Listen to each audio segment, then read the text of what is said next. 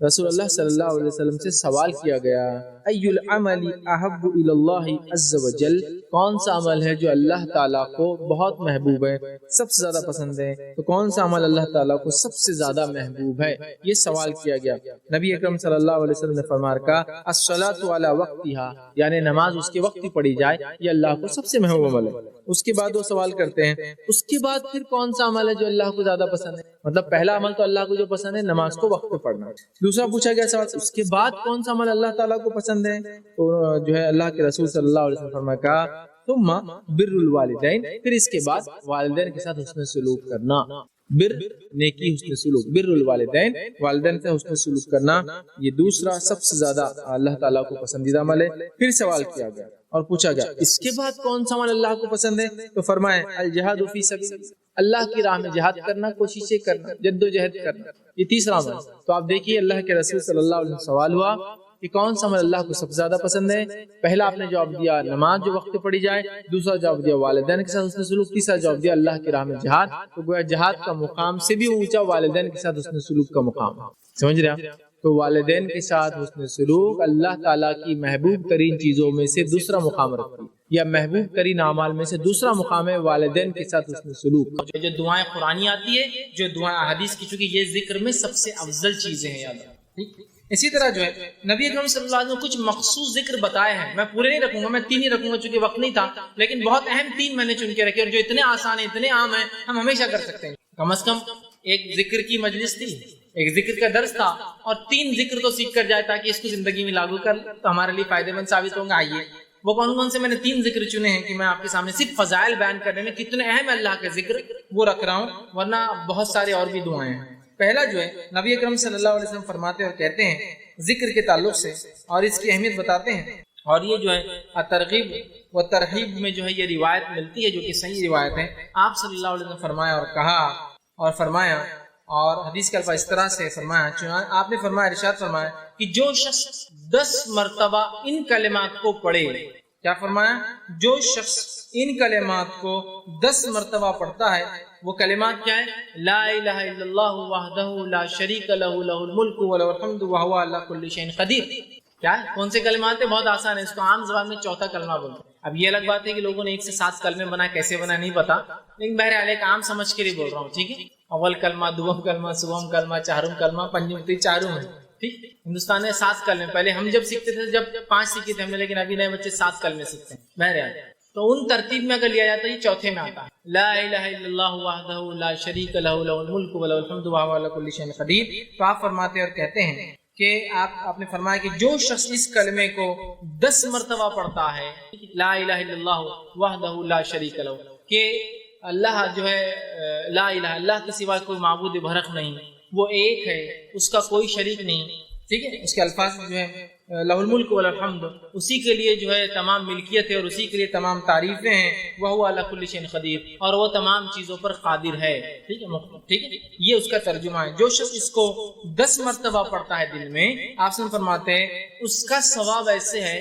گویا اس نے بنی اسماعیل میں سے 4 غلاموں کو آزاد کیا۔ اسماعیل علیہ السلام کی نسل میں سے کتنے لوگوں کو آزاد کیا؟ 4 لوگوں کو۔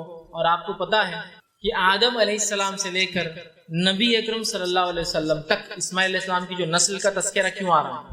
آدم علیہ السلام سے لے کر نبی اکرم صلی اللہ علیہ وسلم تک آپ فرماتے ہیں اس نسل میں کسی نے بھی زنا نہیں کیا، کیونکہ انبیاء جو ہوتے سب سے پاکیزہ نسل میں پیدا ہوتے ہیں، سمجھے؟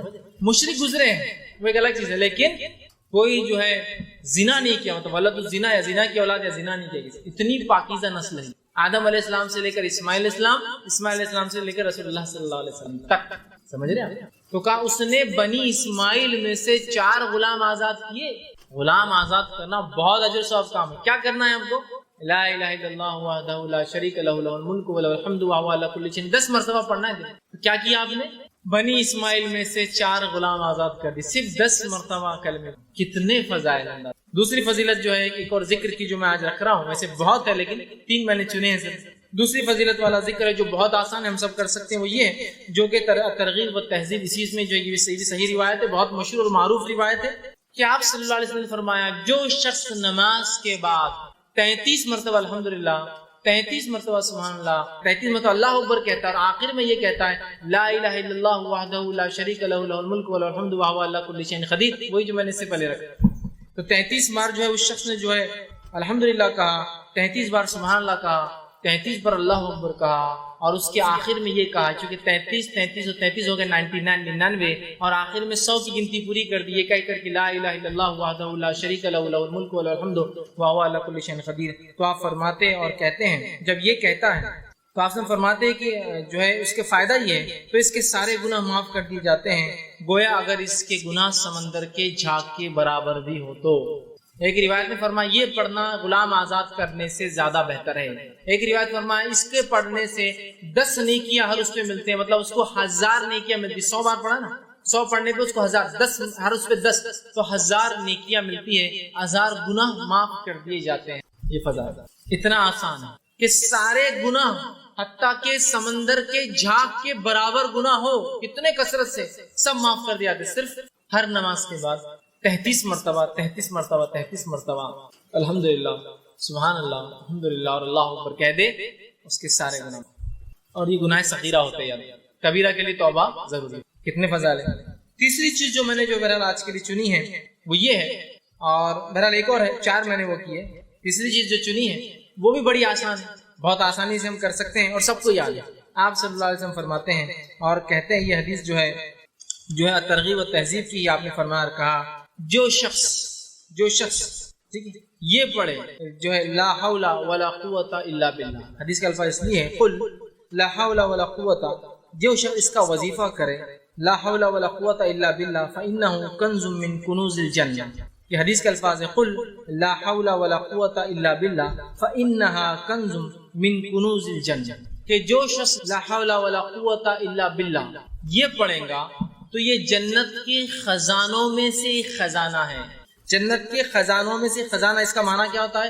لا حول، نہ ہمیں صلاحیت ہے نہ ہمیں سمجھ ہے، ولا قوت، نہ ہمیں کوئی چیز کرنے کی طاقت، الا باللہ، سوائے اس کے کہ اللہ ہر چیز پر قادر ہے، اس کی مشیت سے یہ تمام کام ہوتے ہیں۔ آپ نے فرمایا اس کا وظیفہ کرو، اس لیے کہ جنت کے خزانوں میں سے ڈھکا ہوا چھپا ہوا خزانہ ہے، لا حول ولا قوت الا باللہ، اتنا ہی پڑھنا ہے، کبھی بھی آپ پڑھ سکتے ہیں۔ چوتھا جو ایک حدیث جو صحیح بخاری کی ہے اور صحیح بخاری کی آخری حدیث ہے، لاسٹ حدیث کے الفاظ دیکھیے کیا ہے، کلمتان حبیبتان الی الرحمن، 2 کلمے ایسے ہیں جو رحمان کو بڑے پسند ہیں، خفیفتان علی اللسان، بہت آسان ہے انسان کی زبان پہ، بڑے ہلکے ہوتے زبان کے اعتبار سے، ثقیلتان فی المیزان، لیکن بہت وزنی بھاری ہوں گے روز قیامت میزان کے اندر، سبحان اللہ وبحمدہ وسبحان اللہ العظیم۔ 2 کلمے ایسے ہیں جو رحمان کو بڑے پسند ہے، ہوٹوں پر بڑے ہلکے ہے، میزان میں بڑے بھاری ہے، سبحان اللہ و سبحان اللہ العظیم۔ 2 ہی کلمے، کس کو یاد ہے؟ سب کو یاد ہے، بس اٹھتے بیٹھتے سوتے جاگتے جب یاد آئے سبحان اللہ و بحمدہ و سبحان اللہ العظیم پڑھ دیجیے، ہو گیا۔ سمجھ رہے آپ؟ تو یہ بڑی اہمیت کی حامل ہے، اور کتنے فضائل ان کے دیکھیے آپ بتائے جا رہے ہیں ان کے پڑھنے کے بارے میں، اور یہ بہت آسان عمل ہے، یاد رکھیں۔ ہم اللہ کے ذکر کے معاملے میں بہت محتاط رہیں۔ لوگ نوافل کے فضائل دیکھ کر اتنے خوش ہو جاتے ہیں کہ فرق چھوڑ دیتے، تو یہ حدیث میں دونوں باتیں ایک ساتھ آ رہی ہیں، آپ غور سے سنیے نفل کی اہمیت، غور سے سنیے۔ نبی اکرم صلی اللہ علیہ وسلم فرماتے ہیں، اور بخاری کی یہ روایت، اللہ تعالیٰ فرماتا ہے جو شخص میرے دوست سے دشمنی کرتا ہے میں اس کے خلاف اعلان جنگ کر دیتا ہوں۔ کیا فرمایا اللہ تعالیٰ؟ جو میرے دوست سے دشمنی کرتا ہے میں اس کے خلاف اعلان جنگ کر دیتا ہوں۔ مطلب جو اللہ کے ولی ہوتے ہیں، اور یقین اللہ کے ولی ہوتے ہیں، اللہ کے دوست ہوتے ہیں، یاد رکھیے اللہ کے ولی ہوتے ہیں، تو اللہ تعالیٰ فرما رہا ہے جو میرے دوست سے دشمنی کرتا ہے، اور اللہ کے دوست کون ہے؟ جو تقوی اختیار کرتے ہیں، ایمان والے ہونا پہلی شرط، وہ تقوی اختیار کرتے ہیں اور ہر کام سنت کے مطابق، ٹھیک ہے۔ تو بہرحال ورنہ میں اس لیے کہہ رہا ہوں اللہ کے دوست، ورنہ ہمارے پاس جو سنت کی مخالفت کرتا ہے، نماز کبھی نہیں پڑھتا، تقوی تو ہے ہی دور دور تک، اس کو ولی مانتے ہیں، اس لیے میں وضاحت کر رہا ہوں۔ ایمان والا جیسا حق ہے، تقوی اختیار کرنے والا انسان اور سنت کے مطابق عمل۔ تو بہرحال اللہ تعالیٰ فرما رہا ہے جو میرے دوست سے دشمنی کرتا ہے میں اس سے اعلان جنگ۔ اندازہ لگا اللہ کا جو دوست ہوتا ہے اس کو اگر دنیا میں کوئی چھیڑتا ہے یا اس سے دشمنی کوئی کرتا ہے، اللہ تعالیٰ اس کے خلاف اعلان جنگ کر دے۔ کیسے کرتا ہے؟ وہ جس نے دیکھا نتیجے اس کو سمجھ میں آتے ہیں. انبیاؤں کے ساتھ جس نے برا سلوک کیا ان کے نتیجے دیکھ لیجئے. صحابہ کے ساتھ جس نے برا سلوک کیا کیسی کیسی موتیں مرے ان کی زندگی دیکھ لیجئے. سلف صالحین پہ جس نے ظلم کیا ان کی زندگیوں کا مطالعہ کرے، خاص طور سے ان کی موتیں دیکھے، اور اس کے بعد معصوم مسلمانوں پہ جس نے بھی ظلم کیا ان کی زندگی کی حالت دیکھے. آپ کہیں گے واقعی میں اللہ تعالیٰ کیسا بدلہ لیتا ہے. چونکہ اللہ تعالیٰ جب دشمنی لیتا ہے اس کے خلاف وہ دشمنی واقع میں نبھاتا بھی ہے. سمجھ رہا بات کو؟ ہر طرف سے اس کو جو ہے چت کر دیتا ہے اس دنیا کی زندگی. تو بہر اللہ تعالیٰ فرما رہا ہے جو شخص میرے دوست سے دشمنی کرتا ہے اس کے خلاف میں اعلان جنگ کرتا ہوں. تو ایک بات ہمیشہ ذہن میں رکھنی چاہیے، اللہ کے نیک بندوں کے خلاف کوئی چال نہیں چلنا چاہیے. اس لیے کہ جب ہم اللہ کے نیک بندوں کے خلاف چال چلتے ہیں در حقیقت اللہ ہمارے خلاف اعلان جنگ دیتا ہے. ہوتا ہے نا بہت سارے لوگ نیک لوگ خاموخواہ تنگ کرتے ہیں زمین کے معاملات میں، اس میں خاموخواہ احتیاط کرنا چاہیے. آپ خطرناک زون میں جا رہے ہیں آپ کو. ٹھیک ہے، آگے آئیے سنیں. اللہ تعالیٰ فرماتے ہیں اور میرا بندہ سب سے زیادہ میرا تقرب اس چیز کے ساتھ حاصل کرتا ہے جسے میں نے فرض کیا. اللہ تعالیٰ فرما رہا ہے میرا بندہ سب سے قریب مجھ سے تب ہوتا ہے جب وہ میری فرض کردہ چیزوں کو پورا کرتا ہے. اللہ تعالیٰ فرما میرا بندہ میرے سب سے قریب کب آتا ہے؟ جب وہ چیز کرتا ہے جو میں نے اس پر فرض کی ہے. تو آپ اللہ تعالیٰ فرمائے میرا تقرب میرا بندہ سب سے زیادہ حاصل کرتا ہے اس چیز کے ذریعے جو میں نے اس پر فرض کیا ہے، یعنی فرائض کے ساتھ میرا تقرب حاصل کرنا ہی مجھ سے سب سے زیادہ میں، مطلب فرائض کے ذریعے میرا تقرب حاصل کرنا یہ مجھے سب سے زیادہ پسند. اللہ اعلان ہے. آگے آئیے پھر اللہ تعالیٰ فرما رہا ہے حدیث قدسی اور میرا بندہ نوافل کے ذریعے میرا تقرب حاصل فرض سے سب سے زیادہ لیکن نوافل سے بھی کرتا ہے. فرض کے بعد مطلب فرض جو ادا کرتا ہے اس کی نفل قبول ہوتی ہے، بات بھی یاد رکھیں. پھر اللہ فرماتا ہے پھر جب اور میرا بندہ نوافل کے ذریعے میرا تقرب حاصل کرتا رہتا ہے یہاں تک کہ میں اس سے محبت کر لیتا ہوں. میرا بندہ پہلے تو فرض کرتا ہے، میرا تقرب حاصل کر لیتا ہے چونکہ فرض سے ہی میں سب سے زیادہ قریب ہوتا ہوں بندوں کو، یہ مجھے سب سے زیادہ محبوب ہے. پھر میرا بندہ نفل پڑھتا ہے اور نفل پڑھ کر میرا تقرب حاصل کرتا ہے، اتنا تقرب حاصل کرتا ہے کہ میں بھی اس سے محبت کرنا شروع نوافل کے. اب آگے تو میں بھی اس سے محبت کر لیتا ہوں. پھر جب میں اس سے محبت کر لیتا ہوں فرض سب زیادہ اللہ کو پسند نہ مانے، سب زیادہ قریب بندہ فرض سے آتا ہے، لیکن فرض سے جو قریب آنے کے بعد بھی جو نفل پڑھے وہ ٹاپ موسٹ چل جاتا ہے. بولنے کا مطلب یہ ایک انسان سے فرض بھی کرتا ہے اللہ سے قریب ہوتا ہے، لیکن فرض کے بعد جو نفل پڑھے وہ ٹاپ موسٹ لیول تک پہنچ جاتا ہے اللہ کے قریب، اتنا کہ اللہ تعالیٰ اس سے محبت کرنے لگتا ہے. اور اللہ فرماتا ہے جب میں اس سے محبت کرنے لگتا ہوں تو میں اس کا کان بن جاتا ہوں جس سے وہ سنتا. اس حدیث کو غلط معنی مت دیجیے کہ واقعی میں اللہ اس کے اندر حلول کر جاتا ہے، مطلب وہ وہی باتیں سنتا ہے جو میں چاہتا ہوں کہ وہ سنے. کوئی غلط بات نہیں. اللہ فرماتا میں اس کا کان بن جاتا ہوں جس سے وہ سنتا، اس کی آنکھ بن جاتا ہوں جس سے وہ دیکھتا، اس کی آنکھ بن جاتا ہوں جس سے وہ دیکھتا ہے. عثمان بن عفان رضی اللہ عنہ فرمایا کرتے تھے کہ مومن کی فراست اس کی نظروں سے بچا کرو، اس لیے کہ مومن جو ہوتا ہے نا اس کی آنکھوں سے چیزوں کو پہچان لیتا ہے. بہت سارے سلف کے واقعات ہیں، لوگوں کو چہروں کو ان کے حالات دیکھ کر پہچان لیتے تھے کیا پرابلم ہے. اس لیے نہیں کہ ان کو غائب کا نعوذ باللہ، لیکن اللہ تعالیٰ نے ان کو وہ صلاحیت دے دی. ہوتا ہے نا لوگ بولتے رہے ڈاکٹر ہاتھ لگا دے تشخیص کر لیتا ہے، چہرہ دیکھتے انہوں نے پہچان لیا کیا ہوگا، یا سوال کرتے دیکھو جواب وہی آیا جو سوال تھا حالانکہ اس میں یہ بات نہیں کہی گئی. یہ ساری چیزیں ٹھیک ہے. تو یہاں دیکھیے اللہ کے رسول صلی اللہ علیہ وسلم کیا فرما رہے کہ اللہ تعالیٰ فرما رہا ہے میں اس کی آنکھ بن جاتا ہوں جس سے وہ دیکھتا ہے، اس کا ہاتھ بن جاتا ہوں جس کے ذریعے وہ پکڑتا ہے. مطلب وہی دیکھتا ہے جو اللہ چاہتا ہے، وہی سنتا ہے جو اللہ چاہتا ہے، وہی پکڑتا ہے جو اللہ چاہتا ہے. مطلب مومن ہر وہ کام نفل کے ذریعے اللہ سے محبت حاصل کر کے اللہ اس کے ریٹرن میں اس کو ہر وہ چیز کرواتا ہے جو اس کا رب اس سے صرف پسند کرتا ہے. اس کے علاوہ نہ کچھ سنتا ہے، نہ کچھ دیکھتا ہے، نہ کچھ. تو میں اس کا ہاتھ بن جاتا ہوں جس کے ذریعے وہ پکڑتا ہے، اور اس کا پاؤں بن جاتا ہوں جس کے ذریعے وہ چلتا ہے. مطلب مومن چلیں گا بھی تو اب سیدھے راستے پر، چونکہ اب وہ غلط راستے پر نہیں جائیں گا، چونکہ نفل کے ذریعے وہ اللہ کی محبت حاصل کر چکا ہے. اللہ کی محبت جو بندہ حاصل کر لیتا ہے اس کا رب کا فضل اس پہ یہ ہوتا ہے کہ ہر وہ کام کرتا ہے جو اس کا رب چاہتا ہے، اس کے علاوہ نہیں کرتا. یہاں جو ہے اس سے وہ چلتا ہے ان تمام اعضاء کو اپنی عبادت میں لگا دیتا ہے، اور اگر وہ مجھ سے سوال کرتا ہے تو میں ضرور بھی ضرور اس کو عطا کرتا ہوں۔ اگر وہ مجھ سے سوال کرتا ہے تو میں ضرور بھی ضرور اس کو عطا کرتا ہوں، معلوم، ضرور بھی ضرور عطا کرتا ہوں اگر وہ مجھ سے سوال کرتا ہے۔ کون سا بندہ؟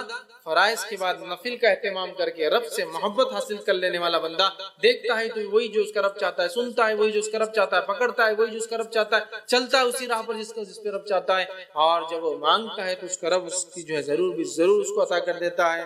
اور اگر وہ میری پناہ طلب کرے تو میں یقیناً اس کو پناہ دے دیتا ہوں، اور اگر وہ میری پناہ طلب کرتا ہے، دعاؤں میں خاص دعا یاد رکھیں، پناہ مانگ مصیبت کے وقت، تو اگر وہ میری پناہ مانگتا ہے تو میں اسے پناہ دے دیتا ہوں۔ سبحان اللہ، کتنے بڑے بڑے فضائل ہے نفل کو ادا کرنے، کتنے بڑے بڑے فضائل، اندازہ لگا۔ اللہ کو سب سے زیادہ محبوب عمل لیکن کون سا ہے؟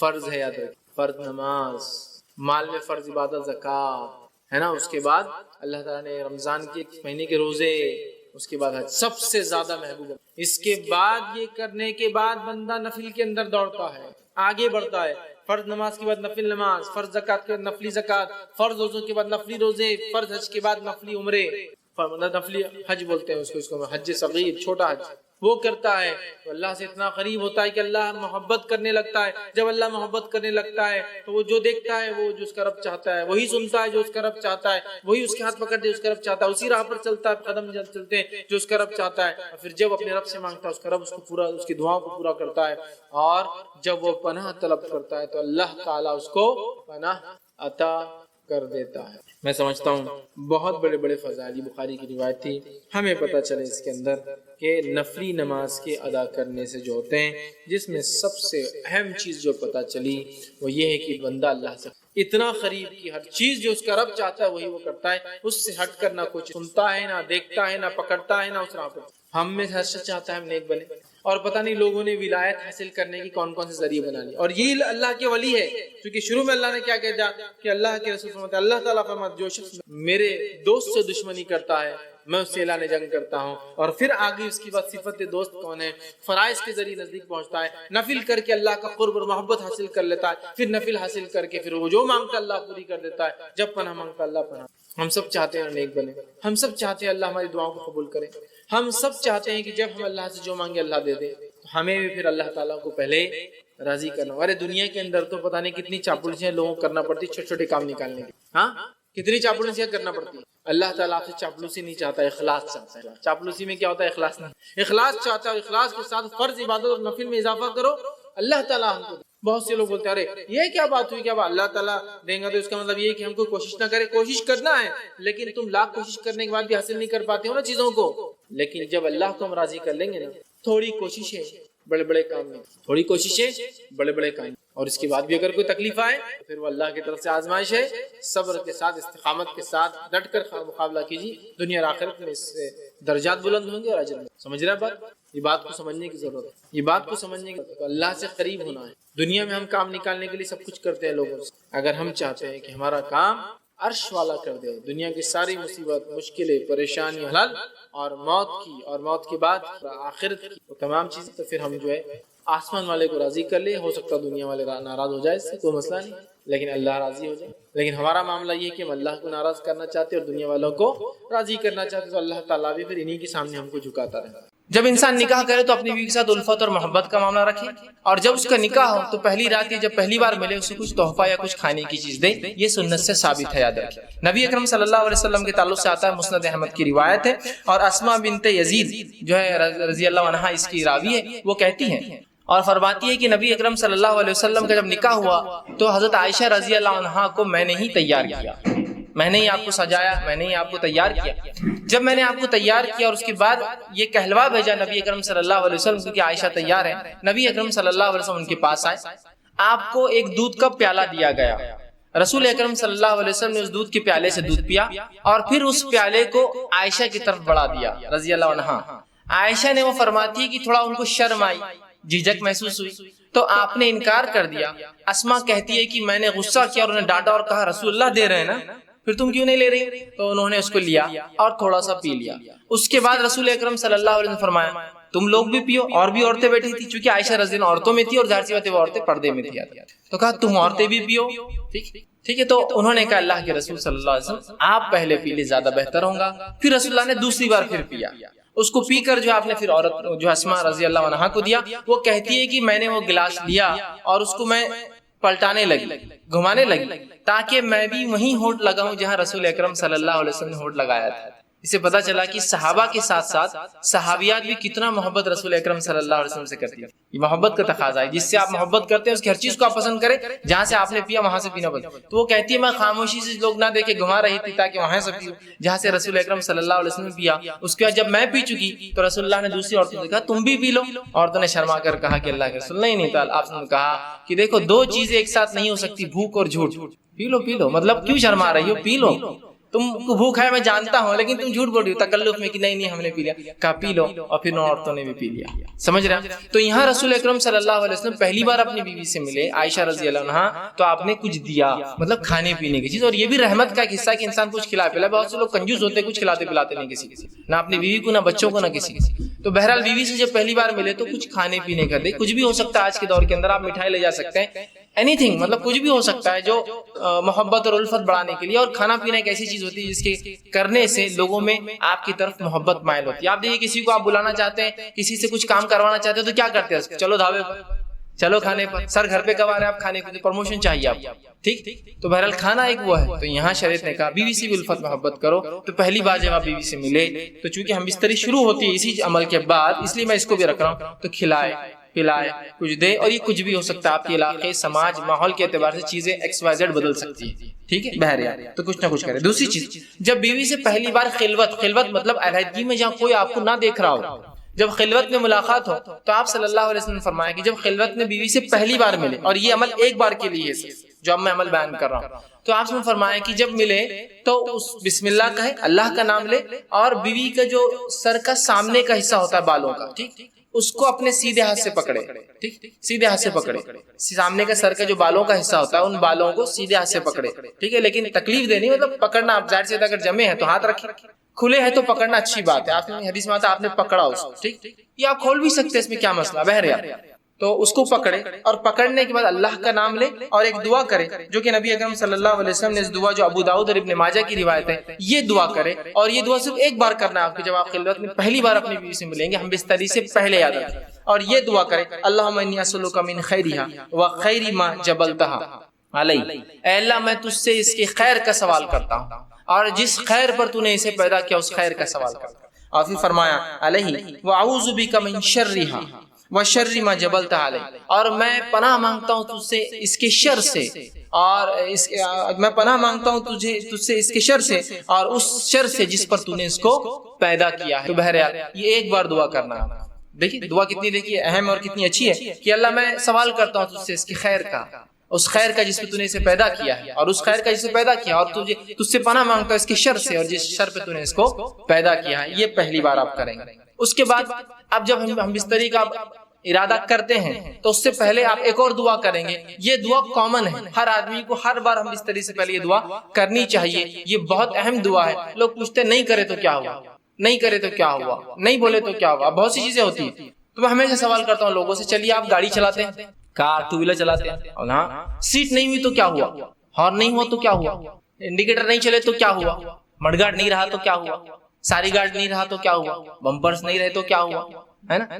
تو آپ بولتے نہیں اچھی نہیں دکھتی نا گاڑی. مطلب آپ کمپلیشن, دنیا میں ہر چیز کمپلیشن کی طرف چاہتے ہیں, مکمل کی طرف چاہتے ہیں. سنت میں کیوں نہیں چاہتے ہر چیز مکمل کی طرف جاتے, وہاں نہیں کرے تو مطلب ہر بار نیگیٹو کیوں, پازیٹیو کیوں نہیں کہ کر لوں تو کیا, ہر بار نہیں کرے تو ویسا نہیں کرنا چاہیے. ٹھیک, تو یاد رکھیے یہ دعا پڑھے اور بہت خیر ہے اس دعا کے اندر. ٹھیک, تو آپ صلی اللہ علیہ وسلم جو ہے, معاف کرنا بہرحال وہ دعا سے پہلے ایک چیز میں بھول گیا تھا, وہ یہ کہ جب انسان ہم بستری سے ارادہ کرے تو اس سے پہلے نکاح کی رات جو ہے نماز پڑھنا بھی یاد رکھیے. یہ عمل بھی جو ہے صحابہ سے ملتا ہے, صحابہ سے ملتا ہے. ٹھیک, اس کے تعلق سے ایک روایت آتی ہے کہ میاں بھی اکٹھے نماز پڑھے. ایک جو ہے تابعین فرماتے ہیں, ابھی سعد ان کا نام تھا جو کہ غلام تھے, وہ کہتے ہیں میں نے غلامی کی حالت میں نکاح کیا, اور اس کے بعد جو ہے ابو ذر غفاری رضی اللہ عنہ, ٹھیک ہے, اس کے بعد وہ کہتے ہیں کہ عبداللہ ابن مسعود اور حذیفہ بن یمان رضی اللہ عنہم کو دعوت دی. یہ صحابہ کو دعوت دی, بڑے بڑے, یہ میرے پاس میری دعوت ولیمہ میں جو ہے دعوت میں نے دی نکاح کی، وہ میرے پاس آئے. جب میرے پاس آئے تو انہوں نے مجھ سے کہا کہ دیکھ جب تو اپنے بیوی سے قریب جانے کا ارادہ کر تو اللہ کا نام لے اور یہ دعا کر جو میں نے پہلے بتائی. اس کے بعد کہا کہ پھر تو اس کے ساتھ جو ہے 2 رکعت نماز پڑھ لے. تو آگے کھڑا ہو اور وہ پیچھے. یاد رکھیے مرد اور عورت بازو کھڑے کی نماز نہیں پڑھ، چاہے میاں بیوی کیوں نہ ہو. تو آگے کھڑا رہے، وہ پیچھے کھڑی رہے اور تو 2 رکعت نماز پڑھ لے. اور پھر فرمایا اس کے بعد کیا کرنا ہے، تو بہتر جانے اور تیری بیوی بہتر جانے. ٹھیک، مطلب ان کو ایک ایجوکیٹ کیا بیٹھے بیٹھے دعوت میں کہ جو ہے تم جو ہے 2 رکعت نماز پڑھو. تو صحابہ سے یہ عمل ملتا ہے، تو کوئی شخص چاہے تو یہ عمل بالکل وہ کر سکتا ہے. ٹھیک ہے، کہ وہ جو ہے 2 رکعت نماز پڑھ سکتا ہے. جب 2 رکعت نماز پڑھ لی بہرحال، تو اس کے بعد جو ہے اب ہم بستری کا وقت آیا. اگر وہ اس کا ارادہ کرتا ہے تو سب سے پہلے دعا کرے. یہ دعا بڑی مشہور اور معروف ہے، صحیح بخاری کی روایت اور بہت ساری کتب حدیث میں آتی ہے. آپ کرے بسم اللہ کے نام سے آپ شروع کریں. اللہم جنبنا الشیطان وجنب الشیطان ما رزقتنا. یہ دعا یاد رکھیں، چھوٹی سی دعا. یہ دعا کر لے بسم اللہ کے نام سے. اللہم جنبنا الشیطان، اے اللہ جو ہے ہمیں شیطان سے محفوظ رکھ. پھر آگے فرمائے وجنب الشیطان ما رزقتنا، اور اس چیز کو بھی شیطان سے محفوظ رکھ جو تو نے اس کے ذریعے رزق رکھا ہے، اور رزق سے ہم رکھ اولاد.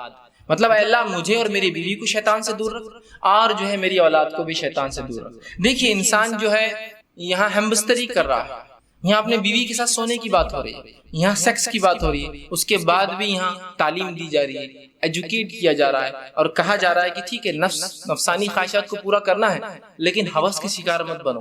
یہاں بھی اللہ کا نام لے کے شیطان سے پناہ مانگی جا رہی ہے. دیکھیے اس عمل میں بھی کیسا پاکیزہ اور کیسا مطہرہ یہ دین ہے. یاد رکھیں. بہرحال اب یہ دعا آپ نے کی، ٹھیک ہے، اب دعا کے بعد آپ بستری کر سکتے ہیں. لیکن یہ بات بہت ضروری ہے جو ہمیں سمجھنا ہے کہ جب شریعت نے مرد کو اجازت دی نکاح کی اور عورت کے ساتھ بستری کرنے کی، تو یہ اجازت کو حاکم اور محکوم والا رشتہ نہیں ہے، مالک اور غلام والا رشتہ نہیں. سمجھ رہے آپ بات؟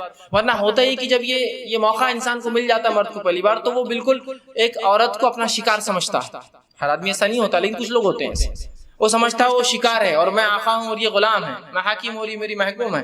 ٹھیک، اور لہٰذا وہ اس پر ٹوٹ پڑتا ہے جانوروں کی طرح. اندازہ لگائیے ایک عورت کے ساتھ اگر آپ یہ سلوک کریں گے جو آپ کی بیوی اور زندگی پر رہنے والی شریک حیات کہا جاتا ہے نا. بیوی شریک حیات مطلب لائف پارٹنر ہے، پوری زندگی آپ کے ساتھ شریک رہیں گی. اور اگر پہلی رات آپ ساتھ یہ بدتمیزی کریں گے کہ آپ بتائیں گے کہ میں نے نکاح خالص صرف اپنے حوص کو پورا کرنا کیا. ٹھیک ہے، الفت اور محبت ایک چیز، لو ایک چیز ہوتی ہے، کہ لسٹ ایک چیز ہوتی ہے انگلش کے اندر. اردو میں جیسے کہتے ہیں ایک محبت ہوتی ہے اور ایک ہوس ہوتی ہے. تو ہمیں محبت کی اجازت ہے، ہوس پوری نہیں کرنا ہے. ہمیں جو لو کی اجازت ہے، ہم کو لس نہیں. ٹھیک ہے، انسان ظاہر سی بات ہے وہی عمل کر رہا ہے جو لس میں ہوتا ہے، لیکن اس میں محبت کے تقاضے کے ساتھ کہ یہ میرا اپوننٹ پارٹنر ہے، میری بیوی ہے، اس کے ساتھ زندگی گزارنا ہے. ٹھیک، تو یہ بات بڑی ہے ہمیں سمجھنا ہمارے. تو انسان جو ہے جب اپنی بیوی سے تعلقات قائم کرے تو اس کو حاکم اور محکوم اور ظالم اور مظلوم والا رشتہ نہ بنا دے، بلکہ اس کو محبت اور الفت والا معاملہ رکھے. اور ہم بستری سے پہلے جو باتیں ہم کو رسول اکرم صلی اللہ علیہ وسلم اور صحابہ کے آثار مطلب صحابہ کے عمل سے پتہ چلتی، وہ یہ ہے کہ یہ لوگ فور پلے کرتے، ہم بستری سے پہلے کچھ بیوی سے کھیلتے. اور ایک روایت میں رسول اللہ صلی اللہ علیہ وسلم کی اس بات کا کھلا اشارہ آپ نے فرمایا، جب ایک صحابیہ کہ اللہ کے رسول میں نے ایک عورت سے نکاح کیا لیکن یہ مطلقہ ہے، مطلب اس کی شادی ہو چکی ہے اور یہ جوان تھے صحابی. تو اللہ کے رسول صلی اللہ علیہ وسلم فرمایا کہ تو نے کماری لڑکی سے کیوں نے نکاح کیا، تاکہ وہ تجھ سے کھیلتی اور تو اس سے کھیلتا. تو کہا اللہ کے رسول میری مجبوری تھی، میرے والدہ کا انتقال ہو گیا اور میری 3 چھوٹی چھوٹی بہنیں ہیں. اگر میں کوئی کماری لڑکی لاتا تو وہ میری بہنوں کی دیکھ بھال برابر سے نہیں کر پاتی. جب میں نے ایسی عورت کو لایا نکاح میں جو مطلقہ ہے، اس کو پریویس ایکسپیرینس ہے زندگی کا، وہ زندگی سماج میں گزار چکی ہے، وہ میری بہنوں کی اچھی سے تربیت کر سکتی ہے. اس حدیث سے ایک بات اور پتہ چلی، نکاح میں بہت سارے مقاصد انسان رکھ سکتا ہے نکاح کے. ایک مقصد یہ بھی تھا ان کا کہ محبت کے ساتھ ساتھ بچیوں کے لیے کچھ، میری بہنوں کے لیے کچھ ایسی عورت آ جائے جو میری ان کی بھابھی ہو لیکن ایک ماں جیسا ہو. تو ظاہر سی بات ہے ایک کماری لڑکی یہ سب نہیں کر سکتی تھی. ٹھیک ہے، لیکن اس حدیث میں رسول اللہ نے جو فرمایا تو اس کے ساتھ کھیل اور وہ تیرے ساتھ کھیلے. تو یہ محبت جو ہے یہ ہم بستری سے پہلے انسان فور پلے کرے، کھیلے اس سے، مطلب اس کو راضی کرے اور منوائے اس عمل کے لیے. اس لیے کہ ہیومن بینگ جو انسان ہوتے ہیں وہ میکینیکل عمل نہیں کر سکتے. میکینیکل سمجھتے مشینیں ہوتی ہیں، مشینوں کا معاملہ ہوتا ہے کہ آپ نے جب بٹن دباؤ میکینیکلی شروع ہو جاتی ہے.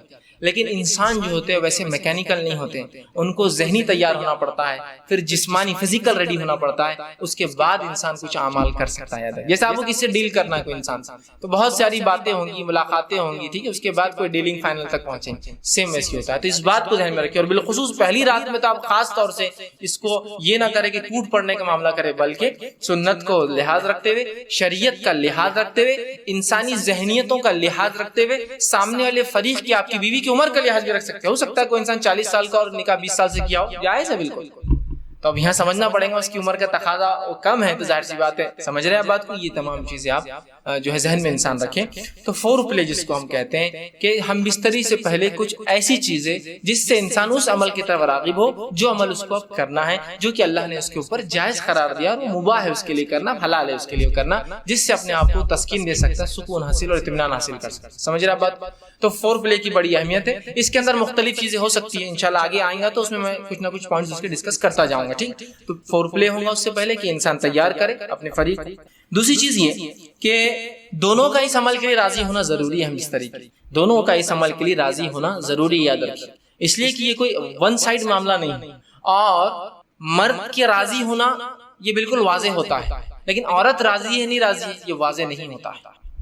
مرد اس عمل کے لیے راضی ہے، وہ ظاہر ہے، اس کی جسمانی کیفیت اور اس کا جسمانی کیفیت اس کی اشارہ کر دیتی ہے کہ مرد تو راضی ہے اس عمل کے لیے، لیکن ظاہر سی بات ہے عورت کے اندر ایسی کوئی چیز نہیں ہے جس سے پتہ چل سکے کہ اس عمل کے لیے وہ راضی ہے۔ بات سمجھ رہے ہیں آپ میری؟ ٹھیک، تو ظاہر سی بات ہے دونوں کی رضامندی ضروری ہے، تو مرد راضی ہے عورت سمجھ سکتی ہے، لیکن عورت راضی ہے مرد سمجھ نہیں سکتا، اس کے ظاہر سی بات جسمانی اعتبار سے، تو اس کو اس معاملے میں تیار کرنا ہوگا، اس کو اس معاملے میں پوچھ سکتے ہیں آپ، اس کو اس معاملے میں اس کی بھی حامی لے سکتے ہیں آپ، اور حامی اس کا ہاں ہر بار زبان سے بولنا نہیں ہے، کچھ باتیں آپ سمجھ سکتے ہیں جس کا ہاں ہوتی ہے، سمجھے نا، انسان کی آنکھوں کے اشارے، جسمانی ہوا جس سے انسان سمجھ سکتا ہے کہ اس کا معنی ہاں۔ اس معاملے میں خواتین سے میری بالخصوص درخواست یا نصیحت جو ہوگی وہ یہ ہے کہ بہت ساری عورتیں، مرد تو راضی ہے اس عمل کے لیے، پہلے دن کی بات کی، اب ہم عام بات کر رہے ہیں، تو یہ بات یاد رکھیے، اور یہ ہمیشہ کے لیے عام اعتبار سے بھی اور اس دن کے لیے بھی خاص بھی، نکاح کے رات بھی اور اس کے بعد بھی، کہ عورتیں جو ہے اپنی رضامندی کا بھی اپنے شوہر سے اظہار کرے۔ اگر وہ یہ نہیں کرتی تو بہت ساری طلاق کی صرف یہ وجہ بنتی ہے کہ وہ کہتا ہے کہ میری بیوی میں سے کبھی راضی نہیں، آج تک اس نے ایک بار بھی مجھ سے جو ہے محبت کی بات نہیں کہی یا محبت کے لیے خود راضی نہیں ہوئی۔ تو عورتوں کو بھی اس معاملے میں آگے حصہ لینا پڑے گا بڑھ کر، چونکہ یہ ایک ایسی چیز ہے اس میں صرف مرد شامل نہیں ہے۔ اگر عورت اپنا حصہ نہیں رکھیں گی تو مرد کے لیے، میں معاف کرنا الفاظ اگر میرے سخت لگ رہے ہو تو، لیکن سمجھیے اس بات کو، مرد کے لیے صرف آپ ایک کھلونا ہو جائیں گے، اس کے علاوہ آپ کی کوئی حیثیت نہیں باقی رہے گی۔ حضرت رسول اللہ کیا فرما رہے ہیں کہ تو اس کنواری سے نکاح کرتا تو وہ تجھ سے کھیلے اور تو اس سے کھیلے۔ دیکھیے الفاظ غور کیجیے حدیث کی، دونوں کے لیے کہا، یہ نہیں کہا کہ تو اس سے کھیلے، وہ تجھ سے کھیلے اور تو اس سے کھیلے۔ تو یہاں رسول اللہ صلی اللہ علیہ وسلم اشارہ کر رہے ہیں کہ اگر کنواری ہوتی تو وہ تجھ سے کھیلتی، مطلب وہ ایک پارٹ بنتی اس گیم کا، وہ اس کھیل کے اندر تیری حصے دار بنتی، شریک بنتی۔ تو یہ باتیں، یہ بیاہی، اب دیکھیے بہت سی بار میں سمجھتا ہوں شوہر کے ساتھ کمرے میں رہ کے بھی آپ بیاہی کا سوچیں گے تو میں سمجھتا ہوں اب کوئی تقاضے باقی نہیں رہے۔ یہاں بیاہی ہے ہی کچھ نہیں ہے، اب آپ کا شوہر ہے وہ، یہ آپ کو سمجھنا پڑے گا، ٹھیک ہے؟ تو یہاں عورتیں اپنی رضامندی کا اظہار کریں، جو مختلف طریقوں سے وہ کر سکتی ہے، مختلف طریقوں سے کر سکتی ہے۔ جب یہ عورتیں اس میں لیک کر جاتی ہیں، کمزور پڑ جاتی ہیں، تو مرد کو ایسی عورتیں پسند آ جاتی ہیں جو اس طرف اشارے کرتی اور مائل کرتی ہیں۔ جو بری عورتیں ہوتی ہیں، جو فحشائیں ہوتی ہیں، وہ اپنی رضامندی کا کنٹینیوس اظہار کرتے رہتے ہیں۔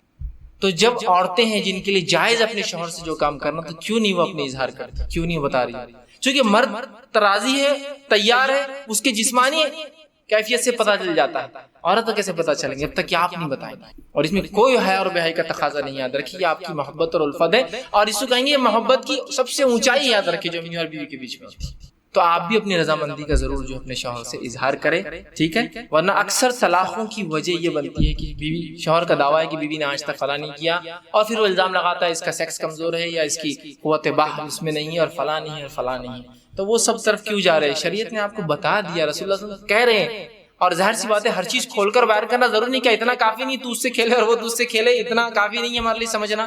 کیا اور وضاحت چاہتے ہیں آپ پوری چیز، کیا پورا پکچر دکھانا چاہتے ہیں؟ کیا یہ بتائے تو ہم کو سمجھ میں آئیں گے؟ نہیں، اشارہ کافی ہوتا ہے، اور مومن کے لیے تو اشارے بہت زیادہ کافی ہوتے ہیں۔ عقل مند کو اشارہ کافی ہوتا ہے، لوگ کہتے ہیں، میں کہتا ہر مومن عقل مند ہوتا ہے، اور اس کو اپنے نبی اور شریعت کے ہر اشارے کافی ہو جاتے ہیں، وہ سمجھ جاتا ہے واقعی کیا ہے۔ تو عورتوں کو بھی اشارہ اس حدیث کے اندر۔ بہرحال آگے بڑھی، اب انسان جو ہے جمع کیسے کرے، یہ تو پہلے کا ہوا اور کچھ باتیں نکاح کے لیے خاص اور کچھ عام تھی. اب نکاح کی رات بھی ہو سکتی ہے اس میں انوالو اور ادر زندگی کا اور حصہ جہاں میاں بیوی ہم بستری کرنا چاہتے. اب جمع کیسے کرے؟ جمع سے مراد جب میں الفاظ کہہ رہا ہوں تو شرمگاہ کا جمع ہونا اور ملنا اس سے مراد ہے، میرا یاد رکھیں. ٹھیک ہے کہ انسان اب جمع کیسے کرے، اس کے تعلق سے بہت ساری غلط فہمیاں ہوتی ہیں. انشاءاللہ آج اس کے ازالے کرنے کی کوشش کروں گا.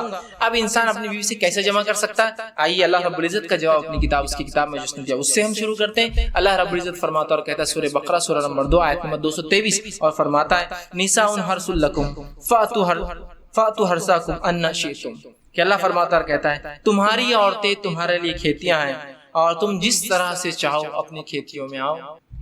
تمہاری عورتیں تمہارے لیے کھیتیاں ہیں، جیسا ایک کسان اپنے کھیت میں بیج ڈالتا ہے تاکہ اس سے فصلیں نکلے، تو تمہاری بیویاں تمہاری اولادوں کی پیدا ہونے کی وجہ ہے نا، اس کے بغیر کیسا ہو؟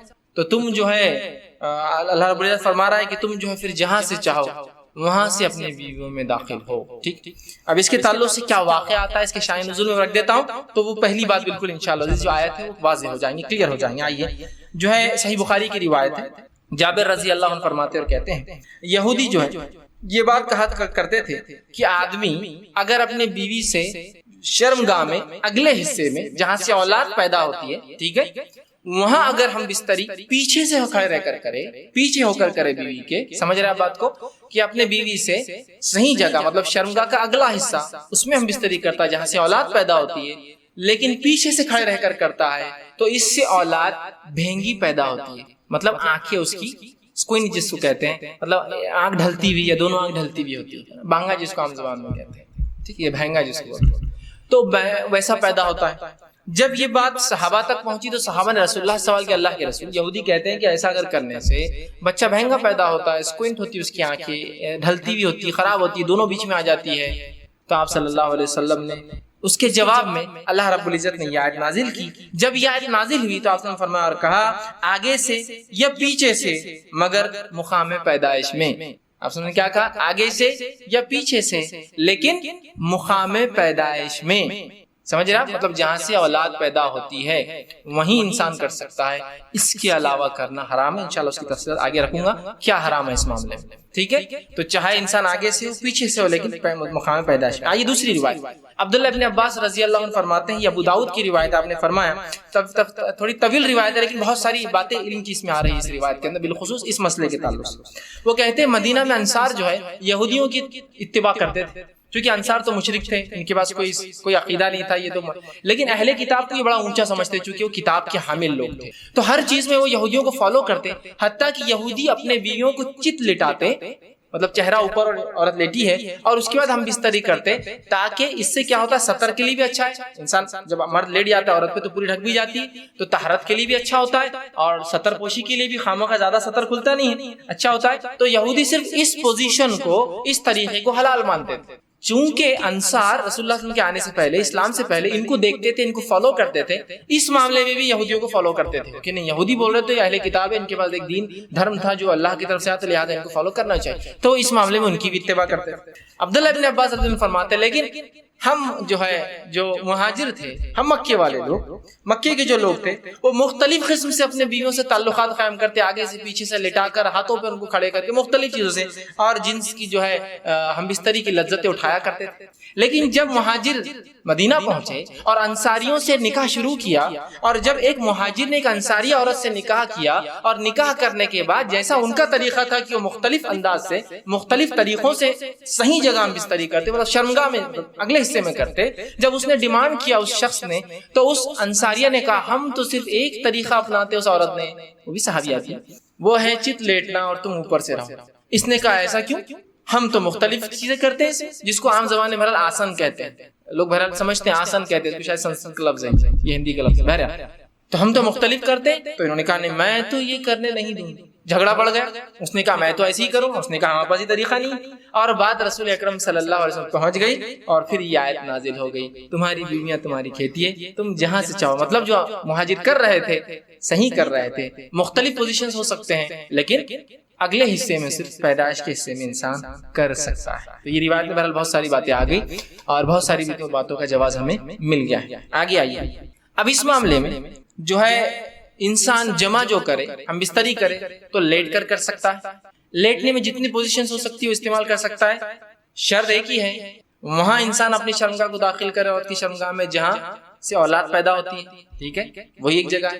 دوسرا بیٹھ کر سکتا ہے، جتنی پوزیشنز ہو سکتی ہے اس کے لیے شریعت نے اس سے کوئی ممانعت کا اظہار نہیں کیا، لیکن سب سے بہترین پوزیشن اولاد کی پیدائش میں اور اس میں سازگار ہونے میں وہی ہے جو عورت کو لٹا کر کا ہے، اس لیے کہ اس میں سیدھا مرد کی شرمگاہ اوپر سے ہوتی ہے اور اولاد کی پیدائش کے چانسز زیادہ ہوتے ہیں اس میں بہرحال. ٹھیک، اس کے بعد بیٹھ کر جتنے طریقے ہو سکتے ہیں، جتنی پوزیشنز ہو سکتی ہے، جس میں میں جو بتا رہا ہوں بات آپ سمجھ رہے ہیں کہ شرمگاہ مرد کی عورت سے ملے اور سامنے کے حصے میں آپ کے لیے جائز ہے. اسی طرح کھڑے رہ کر جو کچھ ہو سکتا ہے، اس میں کوئی ممانعت نہیں ہے. کراہت ہو سکتی ہے، ناپسندیدگی ہو سکتی ہے، لیکن ممانعت کسی میں بھی نہیں، حرمت کسی میں بھی نہیں. بیٹھ کر، لیٹ کر، کھڑے رہ کر کچھ بھی ہو سکتا ہے. ابھی بات کا ازالہ میں کر دوں، بہت سے لوگوں نے عجیب باتیں لکھ دی، اللہ ان پر رحم کرے، جس کی وجہ سے امت کو خواہ ایسی مشکلات اور تکلیفوں میں ڈالا جو شریعت نے نہیں دی. کہ کھڑے رہ کر کرے تو اولاد لنگڑی پیدا ہوتی ہے، بیٹھ کر کرے تو اولاد فلاں پیدا ہوتی ہے، پیچھے سے کرتا. آج بھی میں کہہ رہا ہوں کہ اگر کوئی لڑکا بہنگا آ جاتا ہے جس کی آنکھیں اسکوئنٹ ہو، اس کی آنکھیں برابر نہ ہو، تو عورتیں دوسرے کو دھکا دے کے ہنستی مجلس میں. ان کے ماں باپ نے کیا کرے تھے دیکھو بچہ. آج بھی میں کہہ رہا ہوں کیسی عجیب بات ہے. شریعت کلیریفیکیشن دے رہی ہے، قرآنی آیتیں نازل ہو رہی ہے، اس کے بعد بھی کہ ہماری عقل، اب عقلوں کا کیا بھائی، علم کی کمی ہی یہ سب چیزوں کی وجہ ہے. لا علمی جو نقصان پہنچاتی ہے نا، وہ کوئی چیز، کوئی ہتھیار، کوئی دشمن آپ کو جو نقصان نہیں پہنچائیں گے نا، آپ کی اور ہماری لا علمی اسلام کے تعلق سے نقصان پہنچاتی ہے. بہرحال تو کوئی پوزیشن اختیار کر سکتی، کوئی ممانعت کسی بھی پوزیشن کی ثابت نہیں ہے. ٹھیک، اسی طرح سیکنڈ چیز، ہم بستری کے اندر بیوی کو چومنا اور بوسہ لینا جسم کے ہر حصے کو جائز ہے. تمام اعضاء کو چومنا یا بوسہ لینا آپ کے لیے جائز ہے. اس کے مختلف طریقے ہو سکتے، وہ تمام جائز ہے. بوسہ لینے کے مختلف طریقے ہو سکتے، پورے جائز. انسان جو ہے مختلف سر پہ لیتا ہے، پیشانی پہ لیتا ہے، گال پہ لیتا ہے، ہونٹ پر لے سکتا ہے، تمام جائز. اس کے علاوہ جسم پر لے سکتا ہے، جائز ہے. تمام جسم پہ بوسہ لینا اور چومنا جائز ہے، انکلوڈنگ ایوری تھنگ میں کہہ رہا ہوں. ٹھیک، اس کے بعد دوسری جو غلط فہمی ہوتی ہے، لوگ سوال کرتے ہیں، وہ یہ ہے کیا میاں بیوی ایک دوسرے کے جسم کو تمام حصوں کو ہاتھ لگا سکتے ہیں؟ تو ہاں، میاں اور بیوی اپنے جسم کے تمام حصوں کو ہاتھ لگا سکتے، انکلوڈنگ ملا کر اپنی شرمگاہ کا اگلا اور پچھلا حصہ ہاتھ لگانے میں اجازت ہے. اسی طرح میاں اور بیوی اپنے جسم کے تمام حصوں کو دیکھ سکتے، انکلوڈنگ اگلا اور پچھلا حصہ شرمگاہ کا. کوئی نہ دیکھنا چاہے اس کا اپنا مسئلہ ہے، اس کی اپنی طہارت میں اس کا اعلیٰ مقام ہے، لیکن اس کی کوئی حرمت اور کراہت ثابت نہیں ہے. یاد رکھیے، اس لیے کہ آپ سے سوال اللہ کے رسول اپنے بیویوں کا کیا دیکھے اور کیا نہ دیکھے، تو کہا تم اپنے بیویوں کا سب کچھ دیکھ، اپنے بیویوں کا جو چاہو سب کچھ تم دیکھ سکتے. تو حدیث نے کھلی آپ کو اجازت دے رکھی، چھونے کے معاملے میں تمام اعضاء اور دیکھنے کے معاملے میں تمام اعضاء. یہ بات اس لیے کہہ رہا ہوں کہ بہت سے لوگوں نے پتہ نہیں ایسی باتیں کہہ دی، اللہ رحم کرے، کہاں سے لایا مجھے نہیں پتا، کہ اگر بیوی کی شرمگاہ دیکھی تو اولاد بگڑی ہوئی پیدا ہوتی ہے. ارے اللہ، تو کیسے ریسٹرکشنز ہم دے رہے ہیں جو ریسٹرکشن شریعت کے نہیں ہیں. کیسے، مطلب سوچیے نا آپ، کیسی عقل کام نہیں کرتی کہ ایسے کیسے ریسٹرکشن ہو سکتے. ٹھیک، تو لہٰذا اس بات کے تعلق سے لوگ بہت سوال کرتے ہیں. میں نے اسے کلیریفیکیشن پورا بہرحال سوال کے تعلق دے دیا. دونوں ہی چیز یاد رکھیں، چھونے کے معاملے میں اور دیکھنے کے معاملے میں میاں اور بیوی کمپلیٹ رائٹ ہے، کمپلیٹ حق ہے، وہ جو چاہے اس معاملے میں کر سکتے ہیں. ٹھیک، اب آئیے اس معاملے میں ہم اس طرح منائی کس چیز سے وہ بھی دیکھ لیں، اور افضل کب اور کہاں اور کیسے، ٹھیک، وہ بھی ایک دیکھ لیتے ہیں. آئیے آگے بڑھیے. تو اس معاملے ہم اس طرح میں دبر، پیچھے سے، مطلب شرمگاہ کے پچھلے حصے میں عورت کے داخل ہونا حرام ہے، جس کو عام زبان میں کہیں گے پیخانے کی جگہ. ٹھیک، عورتوں کے جو شرمگاہ ہوتی ہے وہ مردوں کے مقابلے میں مختلف ہوتی ہے اس معاملے میں کہ مرد کی شرمگاہ کا ایک ہی حصے سے پیشاب بھی نکلتا اور منی بھی نکلتا، لیکن عورتیں مختلف. تو عورتوں کے پیشاب کی جگہ الگ ہوتی ہے اور شرمگاہ الگ، جہاں اولاد پیدا ہوتی ہے وہ جگہ الگ ہوتی ہے، اور پیخانے کی جگہ الگ ہوتی ہے. تو مردوں میں 2 ہی حصے ہیں جہاں سے نکلتا، عورتوں میں 3 ہوتے ہیں. تو یاد رکھیے مرد کے لیے عورت کی جو ہے شرمگاہ کے علاوہ کوئی بھی عمل کرنا درست نہیں، اور بالخصوص دبر کی تو حرمت شریعت نے اتنی سخت ثابت کی. مسند احمد کی روایت جو ہے ام سلمہ رضی اللہ عنہ فرماتی ہے، جب مہاجرین انصار کے پاس مدینہ آئے تو ان کی عورتوں سے جو ہے شادیاں رچائی. مہاجر عورتوں کو زمین پر لٹا کر یا ان کے ہاتھ کو زمین پر رکھ کر گھٹنوں کے بل ان کو کر جمع کرتے تھے، فائدہ اٹھاتے تھے. مہاجرین میں سے ایک آدمی نے انصار کی عورت سے نکاح کر لیا اور ارادہ کیا کہ ویسے ہی کام کرے جیسا وہ ان کے پاس چلن تھا کرے. تو اس نے انکار کر دیا اور کہا جب تک رسول اکرم صلی اللہ علیہ وسلم پوچھ کر نہیں آؤں گی یہ عمل نہیں کرنے دیں. اس نے کہا ٹھیک ہے جا پوچھ کر آ جا. وہ عورت صبح ہونے کے بعد رسول اکرم صلی اللہ علیہ وسلم کے پاس پہنچی. جب خدمت میں پہنچی تو بڑی شرم آئی, کیسے پوچھوں. تو ام سلمہ رضی اللہ عنہا جو آپ کی بیوی تھی ان سے کہا کہ ذرا آپ رسول اللہ سے پوچھ دیجئے نا کہ یہ عمل کیا جائز ہے. تو آپ صلی اللہ علیہ وسلم نے یہ آیت پڑھی جو آیت نازل ہوئی تھی سورہ بقرہ کی, میں نے پہلے رکھ دی, نساؤکم حرث لکم فاتوا حرثکم ان شئتم. تمہاری بیویاں تمہاری کھیتی ہے, جہاں سے چاہو داخل ہو جاؤ. جو ہے اور آگے اللہ کے سنا نہیں مگر ایک ہی جگہ مقام پیدائش کا داخل ہو, لیکن نہیں مگر ایک ہی جگہ مقام پیدائش. تو اس سے پتہ چلا دبر میں داخل ہونا, پیخانے کی جگہ یا انال سیکس جس کو کہتے ہیں, شریعت میں حرام ہے اور اتنا سخت حرام ہے کہ اس کی حرمت کے تعلق سے 3 حدیثیں رکھتا ہوں آپ کے سامنے. پہلی حدیث آپ سے فرماتے ترمذی اور ابن حبان کی روایت آپ نے فرمایا اور کہا اللہ تعالیٰ ایسے آدمی کی طرف نہیں دیکھیں گا یا دیکھنا گوارا نہیں کرے گا جو اپنی بیویوں سے دبر میں جمع کرتا تھا, پیخانے کی جگہ جو ہے جمع کرتا تھا. اس کی طرف دیکھنے والا نہیں اللہ کا مطلب, اللہ کا نہیں دیکھنا مطلب اللہ کا رحم نہیں کرنا. دوسری روایت ابو داؤد کی روایت آپ سے فرماتے وہ آدمی ملعون ہے, اللہ کے نزدیک لعنتی ہے, فرشتوں کے نزدیک لعنتی ہے, انسانوں کے نزدیک لعنتی ہے, جو فرماتے ہیں جو محاش یعنی دبر میں عورت کے داخل ہو. دوسری روایت. تیسری روایت بہت سخت ہے, آپ سے فرماتے ہیں نسائی کی روایت آپ نے فرمایا جس آدمی نے حائضہ عورت سے ہم بستری کی, جس آدمی نے اپنے بیوی سے دبر میں دخل کیا, اور جس آدمی نے یا عورت نے جو ہے کسی کاہن کے پاس جایا, نجومی کے پاس گیا اور اس کی بات کی تصدیق کی, ہاں یہ تو صحیح کہہ رہا ہے, اس نے اس چیز کا انکار کیا جو محمد پر نازل ہوئی, مطلب وہ شریعت کا منکر ہے, وہ کافر ہے. اب لا علمی میں سمجھتا ہوں کتنے لوگ یہ گناہ کر چکے ہیں اپنی زندگی. لوگوں کو لگتا ہے یہ تو کوئی بات ہی نہیں, روٹین آف لائف ہے. ٹھیک, لا علمی کتنی خطرناک ہو سکتی, سمجھ رہے ہیں کہ اس نے اس چیز کا انکار کیا جو محمد پر نازل ہوئی. وہ منکر شریعت ہے, اسلام کا منکر آدمی ہے جو دبر میں داخل ہوتا ہے. ہم کو معمولی لگتا ہے, شریعت میں بہت سنگین جرم, تو علم بہت ضروری ہے ہر معاملے میں. بہرحال ٹھیک, تو یہ تینوں روایت بہرحال اس چیز کی وضاحت کر رہی